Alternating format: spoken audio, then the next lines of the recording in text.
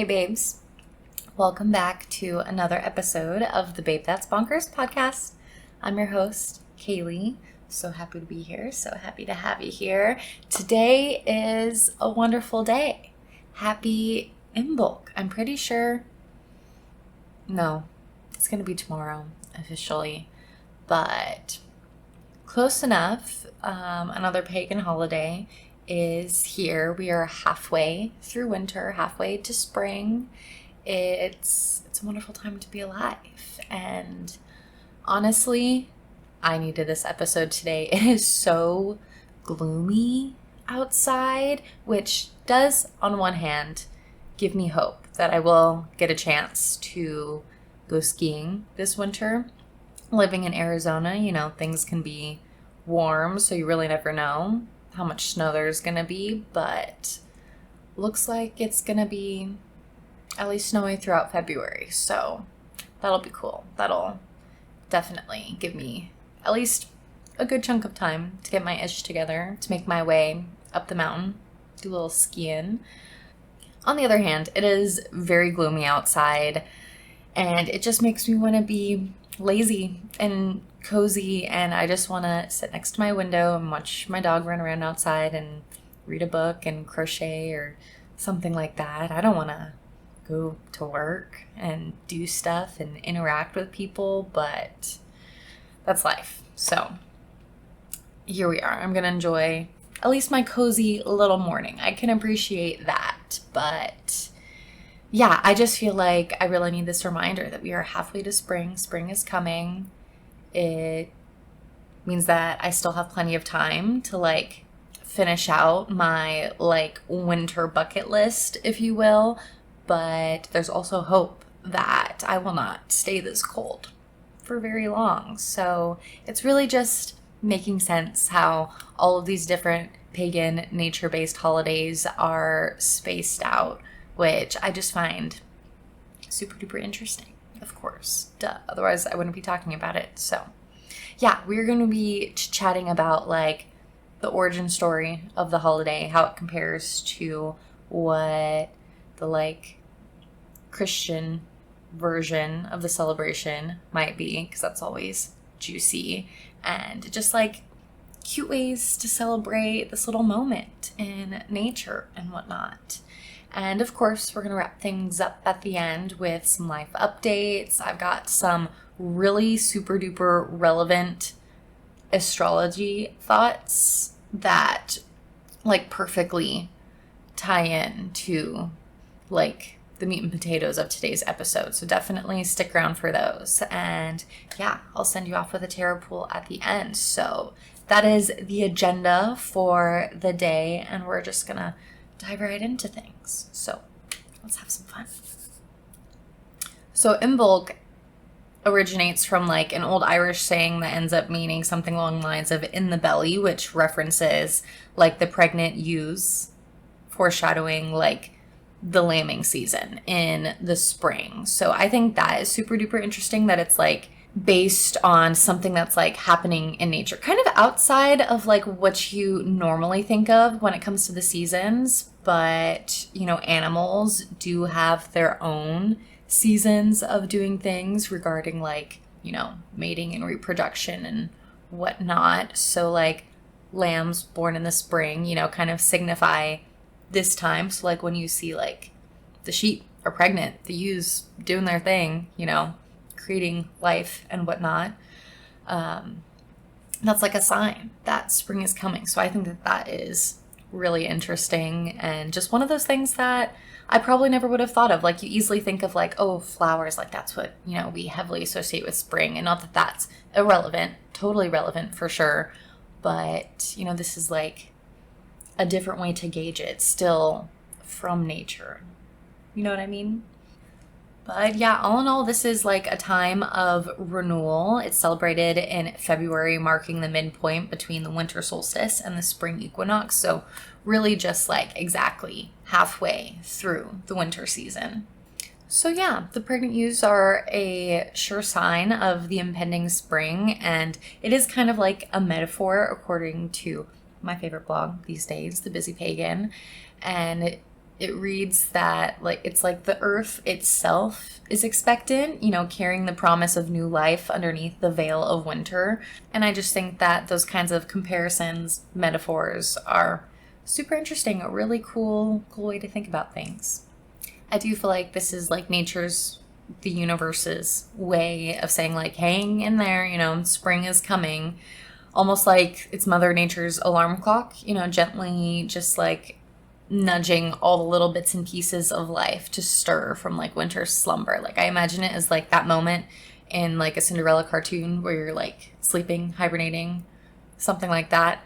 And you look outside the window of your log cabin and, you know, it's super snowy outside, but then like the birds come landing on your window and they're chirping, they're singing and stuff like that, you know, just like, even though it's cold and it's winter and things are frosty and everything like might seem barren at first glance, when you really take that like deeper look, like life is there, life is starting to move, like take action again. And I think it kind of stands as our sign to be like, okay, we've had this period of rest. I do think in the winter, especially since like the nights are longer, like we are just supposed to sleep more. So our days are supposed to be shorter, so we're supposed to be a bit less busy, you know, not incredibly, but like, you know, a few more hours, contributing to rest, even if it's not sleep, you know, just some form of rest and, you know, conserving our energy. And now we're kind of at that point where it's like, okay, we're kind of done conserving and now it's time to start like stretching again. We're getting ready to get going in regards to like life and our goals and whatnot. And, you know, a great way to start like kicking things off is by celebrating, having a little bit of a holiday, of course, you know, that never hurts. Something I find so fascinating about the whole like Imbolc lore is that it's like heavily associated with the Celtic goddess Brigid. You know, she represents like fire, poetry, healing, smithcraft. And there's a little story about that. It was believed that way back in the day, the ancient Phelan times, that she would visit virtuous households on the eve of Imbolc and like bless the inhabitants. So people would leave out like clothes and foods and drinks for her on her journey of like going about and blessing people. So it's almost as if she was like the first Santa Claus, which is super funny. I also think it's fascinating because I remember in like my own personal Catholic upbringing that whenever I went to catechism, just like my little like classes to learn about things, that I had to do a report on a saint, and the one that I picked was Saint Brigid. So when I went and Googled what Saint Brigid's feast day was, February 2nd. Imbolc is usually 1st or 2nd of February. And yeah, that ain't no coinky dink if I've ever heard of one. That is absolutely intentional. And I just think that it is so fascinating that before like Christianity, or maybe at the same time, I don't know, but all of these, maybe before like, I don't know, the spread of Christianity. I don't know. I'm not some religious expert, okay? I'm just a girl with some thoughts. Capiche? But, you know, there were all of these like ancient pagan beliefs that like Christianity like took over and pushed out and like replaced, and they still like left little like breadcrumbs connecting to like the pagan history of it all. And it's just so fascinating, especially as someone who like grew up quite religious and whatnot. But it's so fascinating to discover that like all of these holidays or like feast days or whatever that were like supposed to be celebrating like certain people, like people that we were told were like real humans that like did good deeds and like whatnot, were actually just like the gods and goddesses of like the pagan religions, but like in Christianity, you know, it's like monotheism, there's one God, versus polytheism, multi-gods, and like the pagan whatever. And to just get rid of the gods and goddesses, we just made them saints. They're not gods, they're real people. You know, just like altering, shifting the narrative to like what suits them and what they've said type thing. I don't know. You get what I'm trying to say? That all of these ideas, stories are like the same but different based on the storyteller. I don't know. I truly find it fascinating, and I think that's why I really dig like these pagan holidays. They're based in nature. I love nature. Nature's the coolest, the best. We're a part of it. Duh. It's amazing. It's ta-da. But B, it's also giving me like meaning to these holidays. Like before, it's like, okay, cool, we're supposed to be like celebrating this person that I've never met, didn't know. Like they say they did great things, but like did they even exist? I will never know, because they existed on this earth or didn't exist on this earth at a different time than me, not right now in front of me type thing. You know, that's the only way you can really know. To continue on with the lore of Brigid, you got to learn a little bit about the crone of winter, Kalelich? Kayleech? I don't know. It almost looks like my name, but super crazy not my name. But anywho, regarding the lore of the crone of winter, she is said to represent the like cold, brutal aspects of winter. And it said that on Imbolc, it's the day that she decides to like gather all of the firewood that she's going to need for the remainder of winter. So if she wishes it to be a longer, colder, harsher winter, then that day is going to be bright and sunny. So you have greater opportunity to gather even more firewood that you're going to need to finish out the winter. And this is all kind of bringing to light, you know, just the harshness of that final phase of winter, and also remind the people that at the end of winter, the crone turns to stone, and then this gives way for Brigid to come out, and she is the goddess of spring. And this little folklore story is supposed to represent how it just like beautifully mirrors the transformation of like winter to spring, from the dormant to the fertile. It's like the core theme of Imbolc, you know, from the lambs about to like enter their spring birthing season to this, you know, it's all connected. And with Imbolc being the halfway point, it really just like signifies the duality and the necessity of acknowledging the darkness before welcoming the light as it comes in. You know, both are necessary to have balance. And this is the perfect time to start preparing for the spring, whether that be mentally or physically. But, you know, it's time to start shifting. And in order to shift, you know, you also have to reflect on what you're leaving behind type thing. All of this is like cyclical within nature. That's why they call it like the wheel of the year, I do believe. And yeah, just all of this jazz about the goddess Brigid just really takes me back to like Saint Brigid. And if you want to know more about either of them, you know, I'll link this little blog. You can do some Googling, have some fun. Let me know what you find out. If it's interesting, if it's boring, just leave it behind. So a few different cute, simple, easy ways to celebrate this turning point of the seasons. First, make yourself a cup of tea. You know, Imbolc is a time of restoration. You know, we are finishing up our like hibernation rest period. That's kind of why I feel like it's time to start like the mental preparation, and like the physical preparation will soon follow type thing. And, you know, brewing a cup of tea,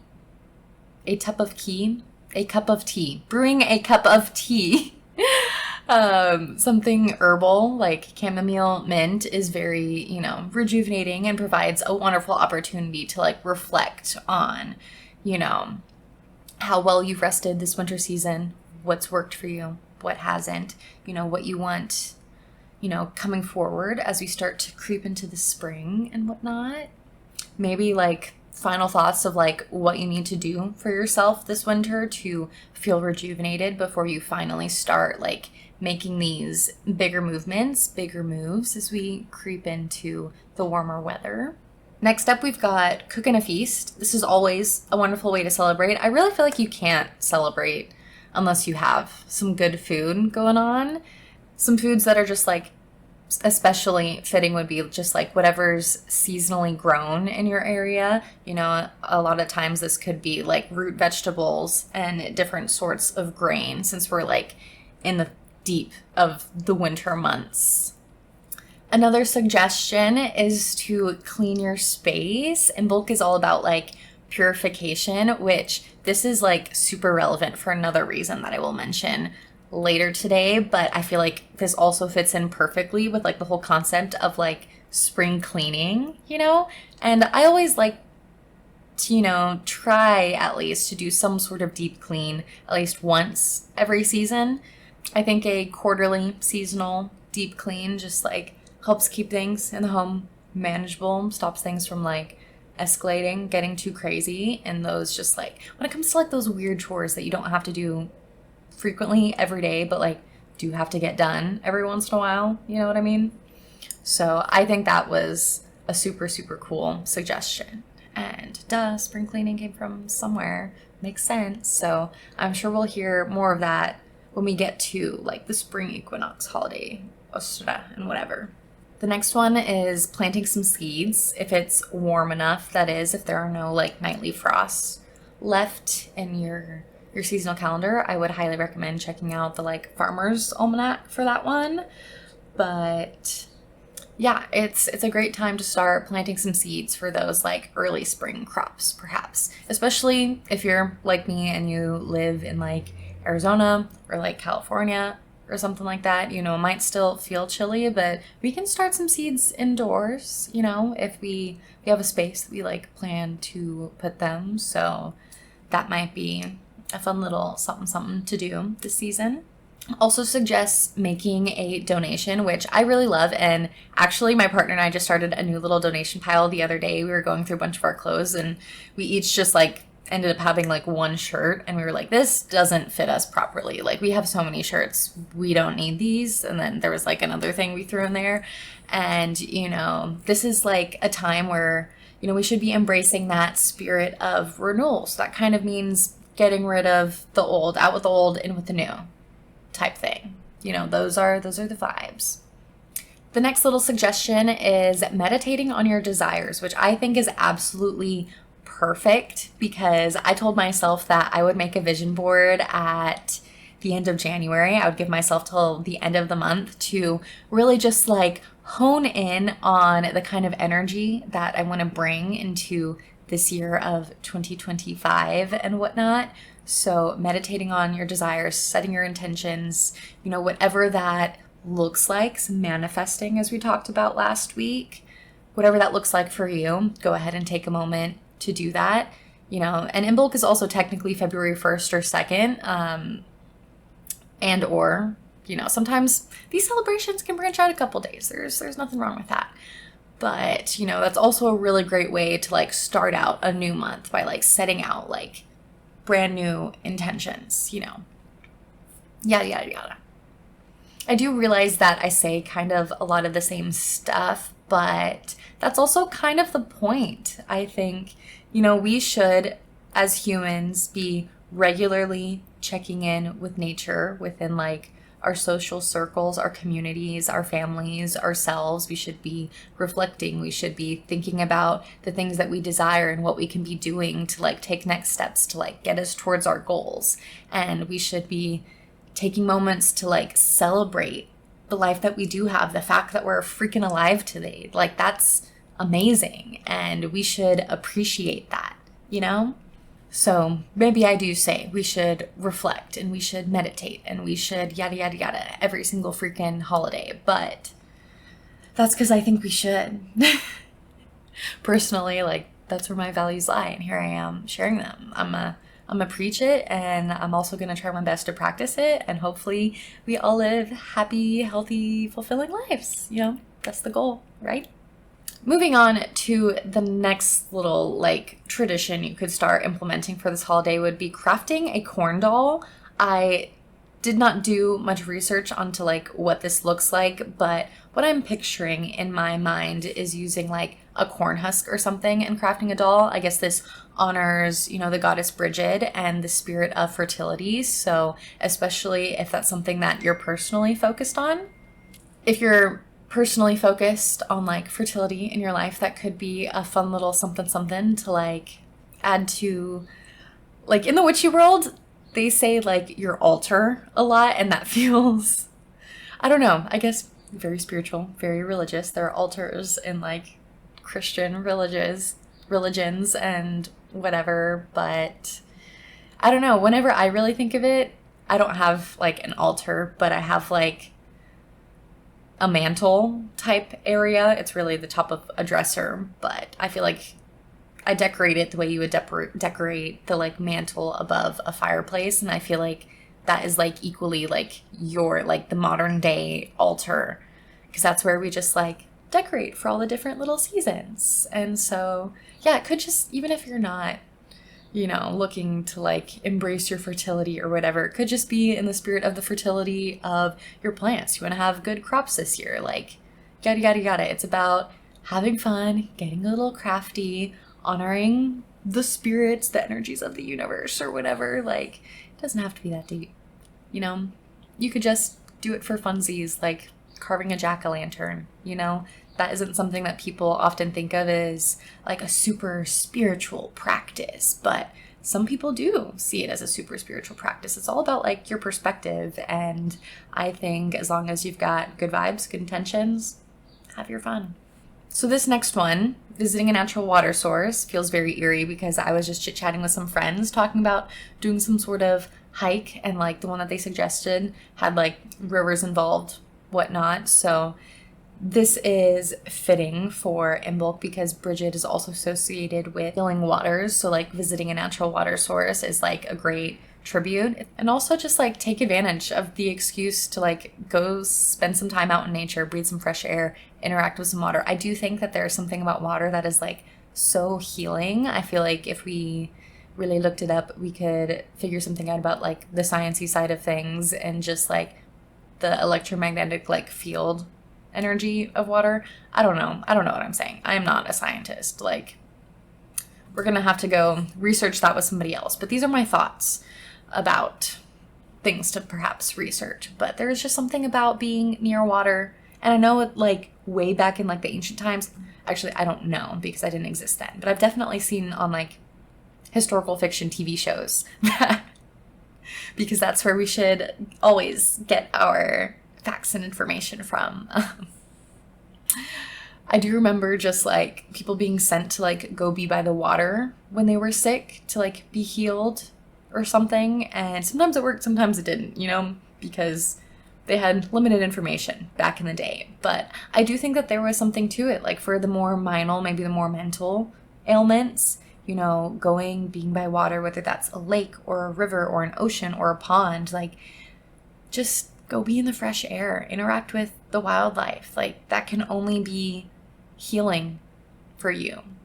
Maybe not if you get like physically injured and you like, you know, fall on your hike or like, you know, accidentally sit on a cactus or something. I live on the desert, so that's probably what would be happening and whatnot. But you know what I'm trying to say, the gist of things.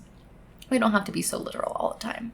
The last little, my elbow just popped. But the last little suggestion I have is write some poetry. You know, the goddess Bridget, one of her things was poetry. Another thing was also like fire. So I think lighting candles is also like equally appropriate. So light a little, you know, fun little candle and write some poetry, get in your feels, or don't, you know, like it can be simple and fun and cute. You know, maybe Google whatever a haiku is and how to do one of those, because I know it's very specific to like the symbols, but that can be a fun little brain game or something like that.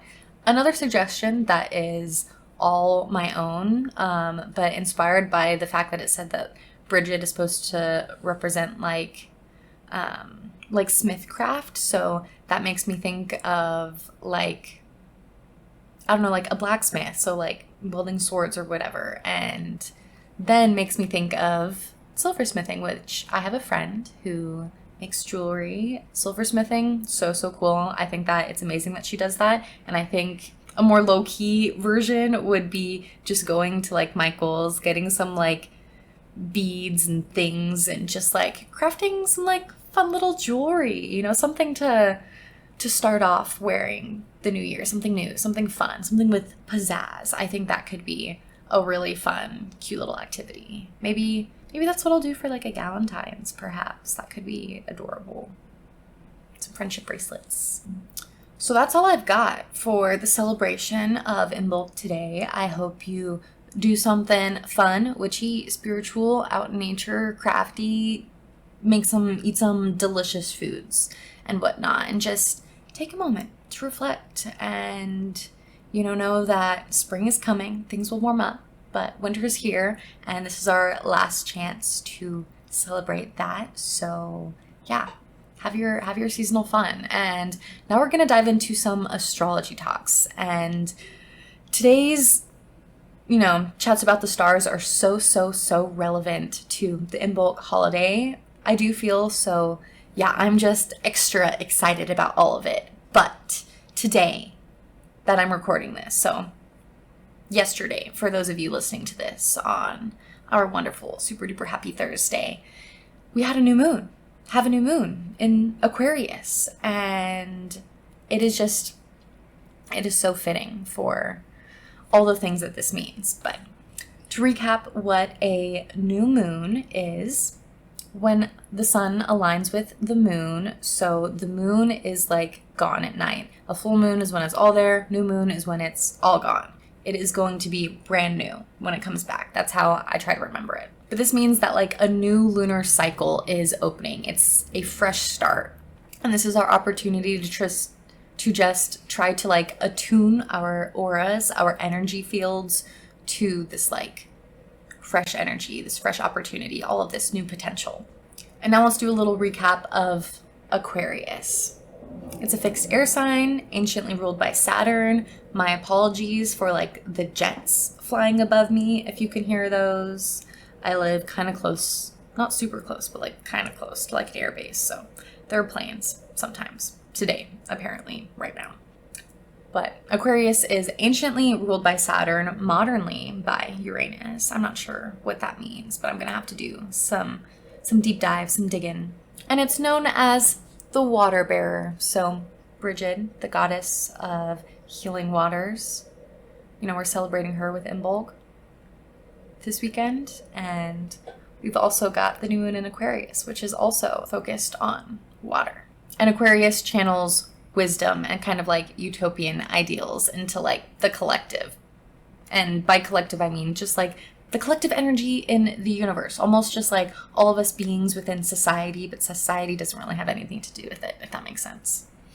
So like if the new year has left you feeling like you're in limbo, almost like we're like making the shift and like you've been like taking the step, but like we haven't like actually put our foot down anywhere yet, this is kind of like the time that that's happening. We've been like waiting for something. We're like unsure of these things, but now it's like time to like take that baby step in the right direction. Kind of a reminder that it's all about just like taking the baby steps towards our goals. That's how we actually make progress, the slow and steady winning the race versus, trying to just like jump so far ahead that whenever we land, we're going to end up like falling on our ass. We're going to be confused, or we're just going to like not know what to do when we get there. And we're going to wish that we had like gained all this wisdom and experience by just like taking the baby steps and being intentional with each moment, learning as we go along, I kind of think. So in this new lunar cycle, there's going to be a lot less, feeling stuck, clinging to the old, following the crowd. All of these things are limiting mindsets, and it is time to let go of them. They are gone with the last, moon, that last lunar cycle. It's over. It has come to a close. We are at our fresh start. We are at our new beginning. I almost feel like, being social, the collective community has been like such a huge theme. And I think we need to remember that even though like we are individuals and it's important for us to possess independence, like we don't have to do it all alone. We don't have to go at it all alone. In fact, like that's the opposite of what we should do. And we are missing out on so much if we are not engaging with our communities.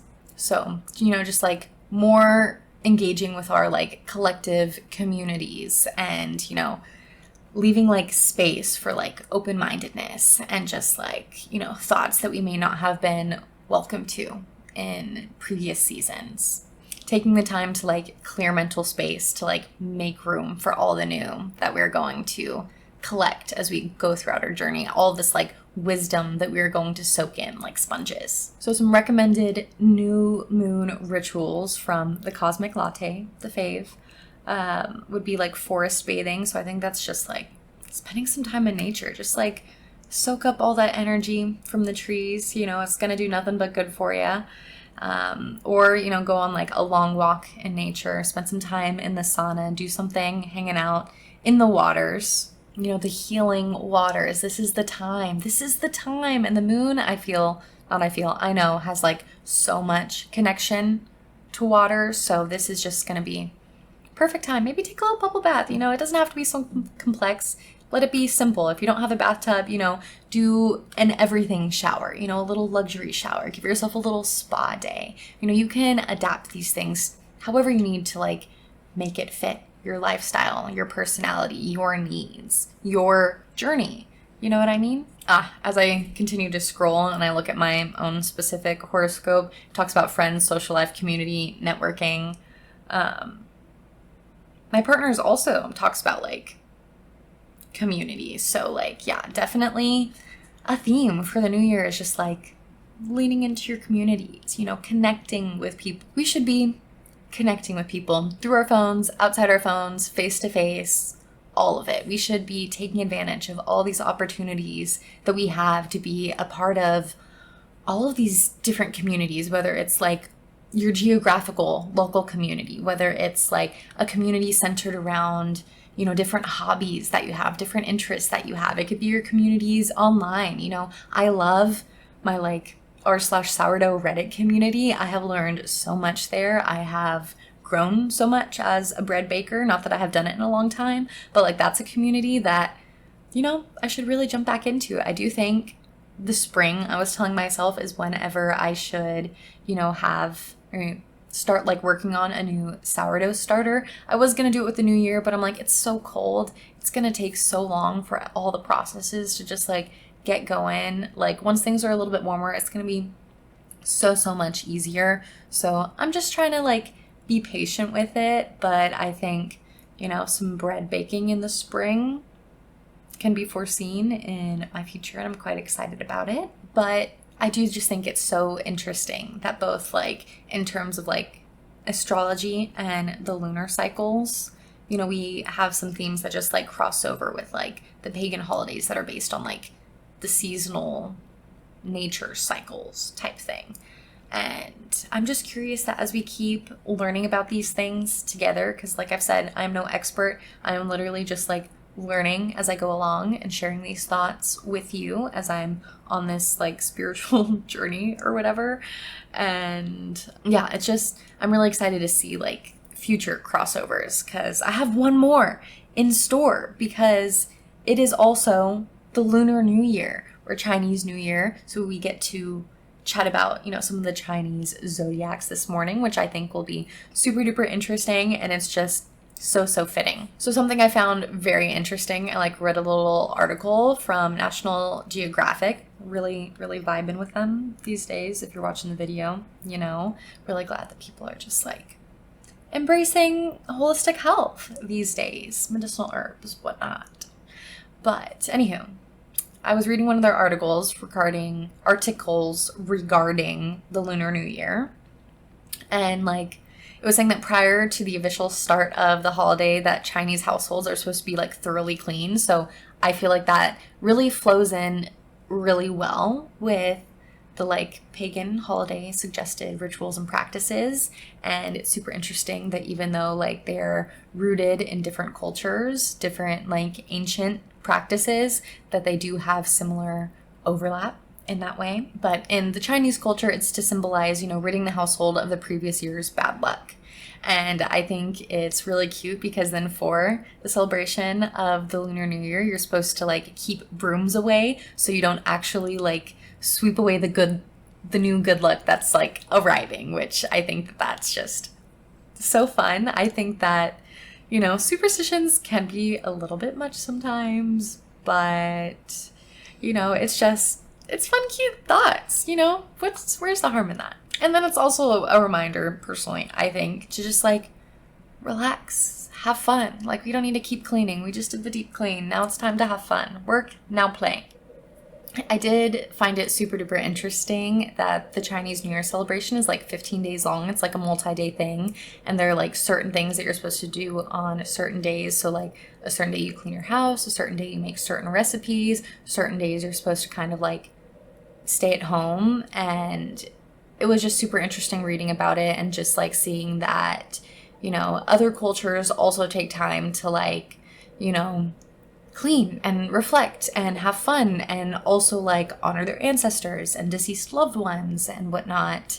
And I don't know, it reminded me a lot about like the Pagan New Year, which is like Halloween, and like, the different things that I learned about how to like celebrate that the like pagan way. So I don't know, it's really interesting to see how the different traditions kind of overlap and how at the same time, they're very similar, but also like very different. And they're both like based in like what's happening in nature, except in a different way. Like this is based on like the Lunar New Year happens on, the first new moon that's like closest to the halfway point between the winter solstice and the spring equinox. So they kind of like bounce off of one another. So sometimes they could end up being like the same time, like this year, I think, because here we are at Imbolc and it's also a new moon. So it's the Lunar New Year and it's all just like happening at the same time. And,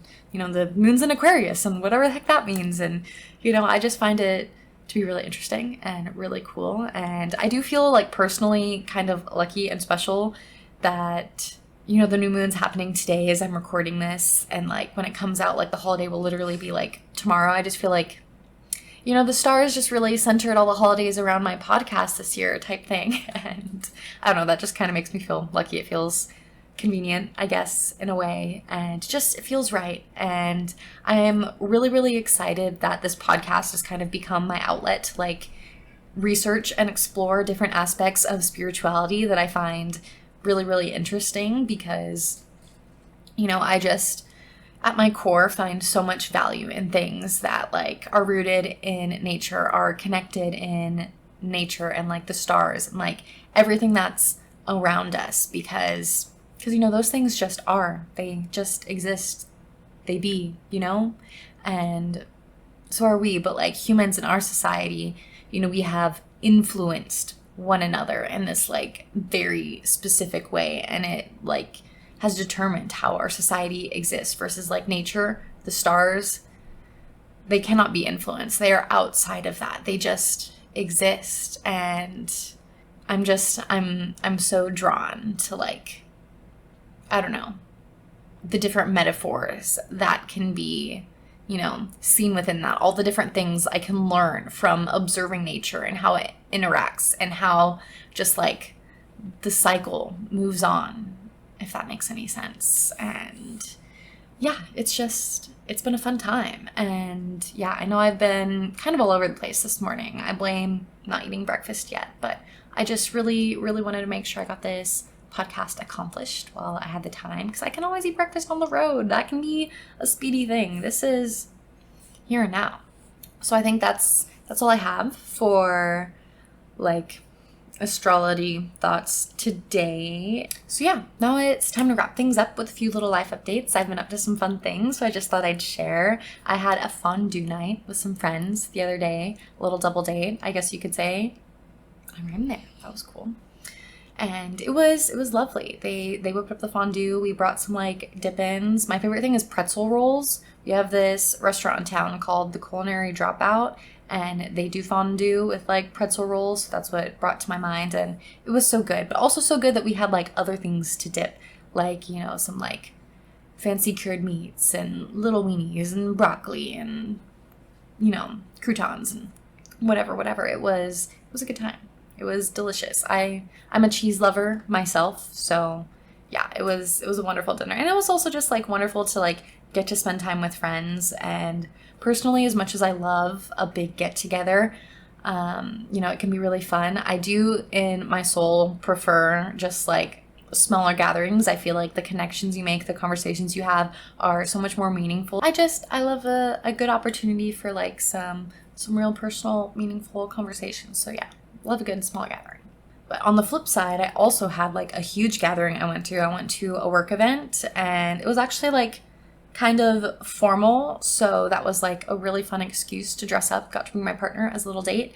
And yeah, it was a good time, because like when you're in school, you have all these excuses to get dressed up. Same with college. Like, at least for me, I was in like a sorority for a portion of my collegiate education. And yeah, then you have like all these excuses to get dressed up all the time. And when you're no longer going to school, you don't really like get that very often. But I attend a lot of events with my new job, so that's cool. And I got to dress up this time, so that was extra cool. And yeah, I have all of these like nice, fun, cute dresses, but no places to wear them until now. So that's been fun. Last little thing, I'm really attempting to avoid the burnout. I feel it creeping in. I don't know if it's just like the gloomy days, a lack of energy, but I feel so busy all the time, and I keep trying to like catch my breath, and the opportunities I do have, I'm like really trying to like take advantage of. And I feel like it's not enough. Like, I feel like, you know, my job is very social, and I do love that aspect. I love getting to like interact with people in ways that I haven't in a very long time. But I have been reminded that I am an introvert. I'm kind of charismatic, I guess you could say. No, I am. I feel weird complimenting myself and talking about myself in a positive light, but I should think highly of myself. I should think kind things about myself, and I should say them, and I should share them. So yeah, I'm a charismatic person, so I do well like talking with people and connecting with people and like socializing and all those things. Like, I don't have like an issue with that, but it does drain me, and I feel like it takes like twice as much time alone to like recharge that, you know, social battery. And I haven't fully gotten the opportunity to do that yet. And I keep, you know, doing all these things that are like super duper social, especially like hanging out with friends as well. And I love that. I love my friends. I love connecting with them. But I do feel drained because I'm constantly around people, and I just need some moments alone. But I've had this morning. This morning's been some lovely time to myself. But also like, I'm like kind of working, kind of not, but like my brain is like very engaged. I don't know. My podcast is like a fun, creative outlet, a great outlet to like share my thoughts. Of course, I'd be yip yapping, you know, chit chatting and whatnot, but it's also not like a super recharging activity. It definitely is nice to like get things off my mind to a degree, but I'm also like trying to hold myself to some deadlines, trying to like, you know, force myself to come up with things that are like worth talking about, sentences worth saying, and that requires effort. And yeah, that just also like expels energy. So I need to like go into salamander mode and just like lay out in the sun for a few days, not talk to any humans, but we'll get there. We're just trekking along for now, doing what we can. I'm like trying to convince myself to like stretch, even if it's for just like 5 minutes, 10 minutes, 15 minutes, because I know that like moving my body will help me like get energy, but like even that's hard. I know I'm starting to get burnout whenever I like want to do these good things for myself, but like I really feel like I just don't have the energy.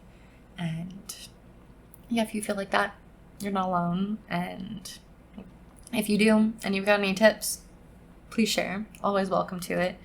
But yeah, I think we'll be all right. I think the self-awareness, the preemptive efforts to try to not be burnt out will definitely be helpful. You know, it might not, you know, work fully, but it'll definitely like soften the blow, like a bulletproof vest, you know? Or if you listen to Sammy Ray and the Friends, you know, our bulletproof denim jacket. Such a good band. One of my favorite bands. We'll do some chatting about music one of these days, but yeah, I'm all chit-chatted out. Got to save the rest of my energy for my actual job that makes me money. But yeah, we are going to finish things up with a tarot pool. But before that, I just wanted to thank you for being here. Thank you for your support. I hope you've learned a thing or two. I hope I sparked some inspiring creative thoughts perhaps, or given you an idea of how to spend some of your time intentionally and meaningful this weekend. And yeah, it's been lovely. So let's go ahead and bust out the tarot cards. I'm doing a different deck this week than I did last week. This is the one that my partner gave me. It's like wilderness themed, very, very beautiful. Also love the other deck my friend gave me. I've been feeling so honored and lucky to like have a partner and friends that just like, I don't know, encourage my hippy dippy hobbies. Don't think I'm like weird for enjoying these things. And it's helping me build confidence that like these things I'm like putting out onto the internet, these thoughts, whatever, like are gonna find people that like actually care, if that makes sense. I feel like an idiot, like embarrassed all the time, just sharing all of these like super duper random personal thoughts, but I have to remind myself that my thoughts matter, my words matter. The story that I'm like trying to tell and share, this journey that I'm on, it freaking matters. And it's really cool. And I have friends that support me on it. So if I'm able to find a community in person in the town that I live in, I should definitely be able to find a community of people to engage with online that want to talk about the stars and pagan holidays and tarot reading and gardening and baking bread from scratch and arts and crafts and all the wonderful things about life. But yeah, those were just like random thoughts. I guess I just really wanted to escape out of my brain. So yeah, that just makes me ultra grateful for anyone who's like listening to this. It actually means the world to me that you have found my podcast and you gave it a gander and you made it this far. Like, I love you for that. So I don't know, those were good vibes that we're putting into this deck right now. We're gonna do just a 1-card pool like we did the other day. There's like the back of the card, you can kind of see that like wilderness scene. And today we've got the King of Cups. You know, I love that this like wilderness deck also includes the beach, because I'm equally a beach and mountains girly. Like I can't choose. I do somewhat feel partial to the ocean. I feel like there's a part of my soul that's just like an island girl. Like I loved Barbie Island Princess. My cultural ethnicity, you know, comes from the Azores Islands. And when I put this little shell necklace on, I feel so myself. So there's just something to the beach. But I also love the mountains. I love hiking. I love lakes. And that's why I think it's just like water in general. But yeah, we've got a lovely beach scene today. He's blowing the conch shell, and yeah, I'm gonna read a thing or two to you about the King of Cups. So, it says a warm-hearted man as like a little keyword. But yeah, other keywords include wise, diplomatic, balance between head and heart, devoted, advisor, counselor. The King of Cups indicates the asker is able to balance their head and their heart in relationships, or serves as a reminder to remain level-headed and calm when faced with interpersonal conflict. The love meaning includes using head and heart in love, a compassionate but calming partner. Career meaning includes balancing emotional, practical, and logical needs. Wisdom leads to respect and admiration. A finance meaning includes financial stability, being realistic but hopeful about finances. The King of Cups is also a reminder to not repress emotions. It's essential to fully feel sadness, hurt, and fear, as well as happiness, fulfillment, and joy. we often avoid emotions, worrying they'll engulf us. So yeah, wonderful, wonderful reminder to not bottle up your emotions. They're meant to be felt. That is part of the human experience, even the ones that don't feel very good. But, you know, remember that like your lowest lows lead to higher highs. And I'm a firm believer in that. And, you know, it can feel like a bunch of bullshit when you're in the thick of it, but, you know, hold on to the fact that there's good out there. And I hope something in that little tarot reading resonated with you today. You know, take what resonates with you, leave what doesn't. And yeah, thank you for spending some time with me today. It's been a good one. You can join me next week for another episode on Thursday. I'm supposed to be doing an episode about just like being creative, really like leaning into like the creator archetype type thing. But honestly, I'm kind of feeling like an astrology deep dive. I feel like if I'm going to keep having these like little astrology thought talks, that we're going to have to like go over some basics together. So it'll be a surprise. Maybe I'll flip a coin and we'll do one of these next week and one in a few weeks or something like that. So yeah, join me to figure out which one ended up, you know, being the episode of the week. Either way, it will be a fun, super duper lovely time. If you're feeling lovey-dovey today, you know, I would always appreciate, you know, a subscribe, a follow, something of the sorts. And yeah, until next time, bye babes.